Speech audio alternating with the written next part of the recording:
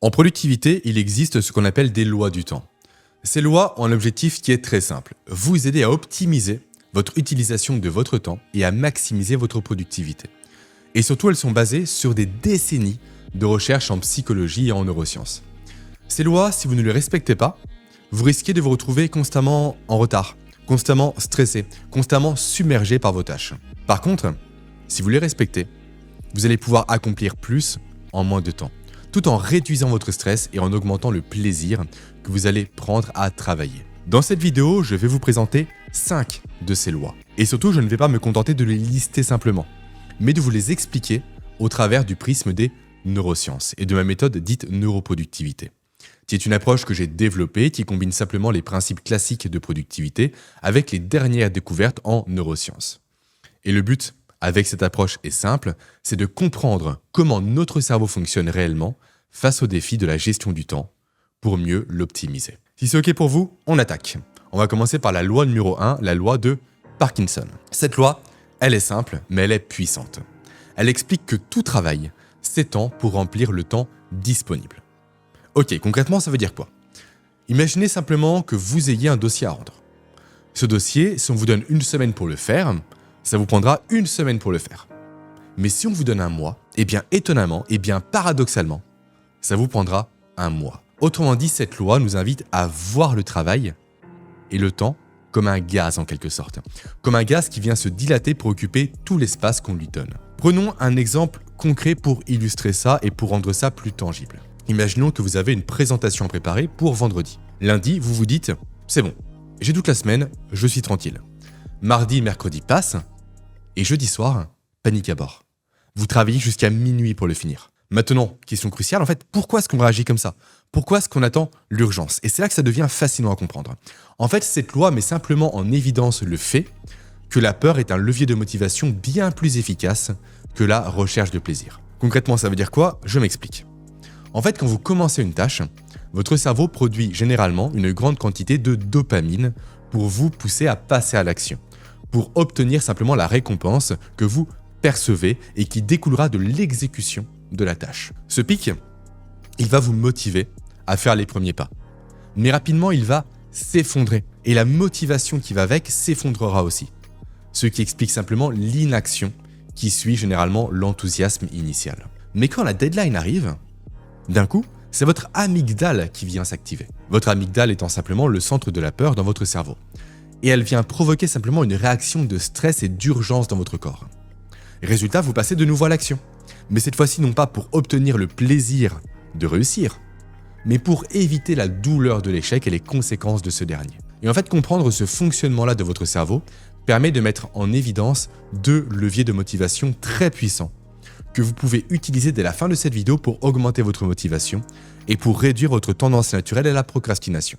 Le premier, c'est de vous fixer des délais plus courts pour vos projets, afin de passer outre cette chute naturelle de votre dopamine et ainsi surfer sur la motivation qu'elle induit. Le second, c'est de visualiser dès le début d'un projet les conséquences négatives d'un échec de votre part afin d'activer dès le début votre amygdale et ainsi vous assurer d'avoir des niveaux de concentration davantage constants dans le temps et non pas des niveaux de concentration qui sont en dents de scie. Ok, ça c'est ok. Après, on passe à la loi numéro 2, le principe de Pareto. Principe également connu sous le nom de la règle des 20-80. Vous avez, je pense, certainement déjà entendu parler de cette règle, mais laissez-moi vous l'expliquer sous le prisme des neurosciences. Le principe de Pareto explique simplement, pour rappel, que 80% des résultats proviennent de seulement 20% des efforts. Autrement dit, autrement formulé, la majorité de vos résultats proviennent d'une minorité de vos actions. J'en ai conscience, ça paraît un peu paradoxal, un peu fou, mais pourtant ça se vérifie dans de très nombreux domaines. Typiquement, il se peut vraisemblablement que 20% de vos clients génèrent 80%, peu ou prou on va dire, de vos revenus. Ou encore que vous portez 20% de vos vêtements 80% du temps. Maintenant, comment appliquer ce principe dans le domaine de la productivité? C'est simple. L'idée est d'identifier les 20% de vos tâches qui produisent 80% de vos résultats. Ces tâches, ce sont vos activités à haute valeur ajoutée. En fait, faire ce travail de priorisation vous permettra simplement de mettre le doigt sur les actions à entreprendre en premier. Autrement dit, sur les actions au plus haut effet de levier. Et un exercice que j'aime bien faire pour identifier ces tâches-là, ces leviers-là, on va dire, c'est de me demander ce que je devrais faire pour obtenir des résultats 10 fois supérieurs aux résultats que je vise actuellement. Je m'explique. Typiquement, imaginons que vous êtes commercial. Au lieu de viser 10 clients, visez-en 100 nouveaux. Et si vous êtes créateur de contenu, au lieu de viser 1000 vues par exemple, visez-en 10 000. Et en fait, avoir cette réflexion-là permet d'identifier plus facilement ce fameux 20-80. Car si on se contente de viser un x2, il y a des dizaines et des dizaines de leviers qui se présentent à nous. Comme typiquement travailler plus d'heures ou encore optimiser légèrement nos processus actuels. Par contre, si on vise le x10, seuls 2 à 3 leviers, actions ou méthodes, subsistent. Comme complètement typiquement repenser notre approche, comme cibler un nouveau marché, ou encore comme développer une nouvelle compétence. Donc mon conseil, c'est de commencer par être 10 fois plus ambitieux. Et même si vous n'atteignez pas au final ce x10, il faut mieux simplement réfléchir à x10 et échouer sur un x10 que de réfléchir à x2 et d'atteindre un simple x2. Ensuite, au niveau neurologique, cette loi de Pareto présente un effet dont personne ne parle, à savoir le fait que votre cerveau a pour information une capacité limitée de traitement de l'information. C'est ce qu'on appelle communément la charge cognitive. Ainsi, en vous concentrant sur uniquement les 20% d'actions, de leviers ou de méthodes les plus efficaces, vous allez réduire cette charge-là, ce qui permettra simplement à votre cerveau de focaliser davantage son énergie et ses ressources sur ceux qui comptent vraiment, sur ceux qui fonctionnent vraiment également. Résultat, moins de stress et plus d'efficacité. Super. Maintenant, on peut passer à la loi suivante, à savoir la loi de Carlson cette fois-ci. Cette loi explique simplement qu'un travail fait en continu est bien plus efficace que plusieurs travaux fragmentés. En d'autres termes, le multitâche, c'est l'ennemi de la productivité. Pour comprendre pourquoi, plongeons à nouveau dans ce qui se passe dans votre cerveau pendant que vous faites du multitâche. À chaque fois que vous passez d'une tâche à une autre, votre cerveau doit en quelque sorte se reconfigurer pour s'adapter à son nouveau contexte. Et ça provoque ce qu'on appelle un coût de changement de tâche, ou switch cost en anglais si vous préférez. Et ce coût, il n'est pas à prendre à la légère. En effet, plusieurs études ont montré qu'il peut réduire votre niveau de productivité au travail jusqu'à 40%. 40% en moins, ce qui est monumental. C'est comme si vous perdiez presque au final, si on calcule, quasiment la moitié de votre journée de travail. Alors maintenant, comment faire pour appliquer efficacement cette loi dans votre quotidien ? Le conseil le plus simple que je peux vous donner est d'apprendre à travailler en mode time blocking. Autrement dit, c'est d'apprendre à planifier à l'avance votre travail en blocs de temps. Blocs de temps durant lesquels vous allez uniquement faire une tâche ou une tâche de même nature, peu importe. Mais il faut que la tâche soit isolée, soit de nature similaire. Typiquement, vous pourriez vous bloquer 9h-11h pour travailler sur un projet important, 11h-12h pour répondre à vos emails, ou encore 14h à 16h pour les réunions. Mon conseil supplémentaire pour aller encore plus loin est que vous communiquiez ces plages-là, et donc par conséquent vos plages de disponibilité, à vos collègues ou autres, pour ne pas être coupé dans votre élan. Et donc pour ne pas devoir vous retrouver forcé à opérer une reconfiguration de votre cerveau à cause de vos collègues et donc malgré vous. Très bien, maintenant passons à la loi suivante, la loi numéro 4, la loi de Hofstadter. Une loi qui risque de vous surprendre, je pense, et surtout une loi qui a la particularité de s'autociter. En effet, cette loi nous dit que tout travail prend toujours plus de temps que prévu, même quand on tient compte de la loi de Hofstadter. Alors oui, vous avez bien entendu, c'est presque une blague en soi, mais une blague qui est pour autant vérifiable. En effet, notre cerveau, malheureusement, est très peu compétent pour estimer efficacement le temps nécessaire à l'exécution d'un travail. Mais pourquoi est-il si mauvais d'ailleurs ?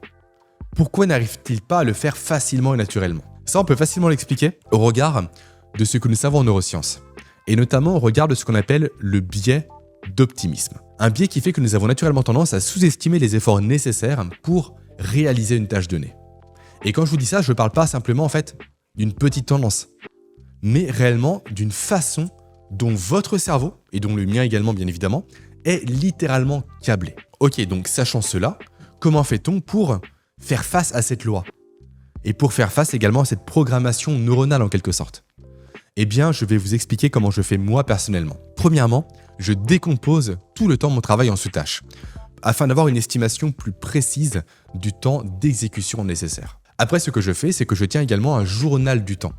Donc un journal dans lequel je note le temps que j'estime être nécessaire pour faire une tâche, puis le temps que j'y ai réellement consacré, afin d'affiner ma capacité, au fil du temps, à prédire les bonnes durées. Et enfin, je prévois toujours des zones tampons dans mes journées. Donc, je planifie mes journées non pas à 100%, mais constamment à 80%, afin simplement d'anticiper tout ce qui est débordement et imprévu. Et donc, en appliquant simplement ces stratégies, vous allez non pas vaincre complètement la loi de Hofstadter, car elle est invincible en quelque sorte, mais vous allez diminuer considérablement son impact, ce qui est déjà énorme. Ok, maintenant avant de passer à la 5e et dernière loi, j'ouvre une parenthèse rapide pour vous parler du sujet de la procrastination. La procrastination, vous le savez, c'est terrible, c'est un phénomène qui vous empêche littéralement d'atteindre vos objectifs, d'atteindre vos buts et j'en passe. Mais le problème avec la procrastination, c'est que personne ne la comprend vraiment. Tout le monde pense en fait que c'est un problème, que c'est un défaut, que c'est une tare, alors que c'est ni plus ni moins, quand on s'intéresse au fonctionnement du cerveau humain, qu'un levier de survie. Un levier qui vous empêche simplement d'investir tout votre temps, tout votre argent et toute votre énergie sur un projet qui ne vous offre aucune récompense immédiate. Et comprendre cela permet d'identifier des leviers pour rassurer votre cerveau et pour le pousser non pas à la procrastination mais à l'action. Et ces leviers, sachez que j'en partage plusieurs dans un atelier 100% gratuit auquel vous pouvez vous inscrire. Pour cela, il n'y a rien de plus simple, il vous suffit de cliquer sur le premier lien présent en description. Maintenant que ceci est dit, fermons la parenthèse et revenons-en à nos lois du temps, et plus précisément à notre 5e et dernière loi, à savoir la loi de Fraisse. Cette loi a été nommée pour information d'après le psychologue français, donc Cocorico en quelque sorte, à savoir Paul Fraisse, qui nous explique que notre perception du temps varie en fonction de notre état mental et également en fonction de notre niveau d'engagement dans une activité. Autrement dit, le temps nous semble passer plus vite quand nous sommes absorbés par une tâche et inversement, il passe plus lentement lorsque nous nous ennuyons. Mais pourquoi notre cerveau fonctionne-t-il comme ça? C'est bizarre, non? Simplement à cause de notre système limbique. Donc la partie de notre cerveau responsable de la gestion des émotions et de la mémoire. Et également qui joue un rôle clé dans la perception du temps. En fait, quand on est engagé dans une tâche qui est stimulante, notre cerveau libère des neurotransmetteurs comme la dopamine et la noradrénaline. Et ces substances-là, substances chimiques pour être précis, augmentent notre niveau d'attention et également la vitesse avec laquelle on va traiter les informations, ce qui va donner la perception d'un temps qui passe plus vite.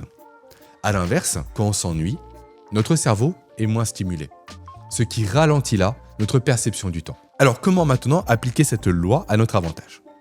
Voici quelques stratégies concrètes pour vous y aider. Stratégie numéro 1, planifier intelligemment. Autrement dit, alterner entre des tâches stimulantes et des tâches moins intéressantes. Ce qui vous permettra simplement de maintenir votre cerveau engagé tout au long de la journée. Après étape numéro 2, commencez vos journées par le plus difficile. Autrement dit, attaquez-vous dès le matin aux tâches les moins agréables. Quand votre niveau d'énergie est au plus haut et quand votre cerveau est plus capable de rester engagé afin de ne pas perdre vos niveaux de concentration et d'efficacité. Et enfin, étape numéro 3, créer de l'intérêt. Trouvez simplement des moyens de rendre les tâches ennuyeuses plus stimulantes. Prenez, par exemple, le temps de transformer ces tâches-là en défis personnels ou récompensez-vous potentiellement de leur accomplissement pour induire une production de dopamine et ainsi moduler de nouveau votre perception du temps qui passe. Et en appliquant ces 3 stratégies, vous ne changerez pas réellement le temps objectif, ce n'est pas possible, mais vous allez optimiser votre perception du temps subjectif. Résultat, vous serez plus productif et moins stressé. Et vous aurez l'impression surtout d'avoir plus de temps à l'échelle de votre journée. Et voilà, on a fait le tour de ces 5 lois du temps qui peuvent révolutionner votre productivité.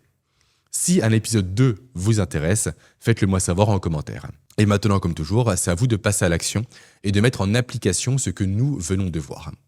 D'ailleurs, question, j'en profite, quelle loi allez-vous tester aujourd'hui? Dites-le moi en commentaire, ça m'intéresse de le savoir. Et également, avant de vous laisser, pensez, comme toujours, à aimer cette vidéo, à la partager et à vous abonner à ma chaîne pour ne pas passer à côté de mes prochains contenus. Et tout dernier mot, avant de vous quitter, rappelez-vous que ces lois ne sont pas de simples hacks ou des astuces à la mode. Elles sont le fruit de décennies de recherche en psychologie et en neurosciences. Alors allez-vous continuer à chercher des raccourcis, des hacks éphémères et j'en passe, ou allez-vous plutôt tester des méthodes qui ont passé l'épreuve du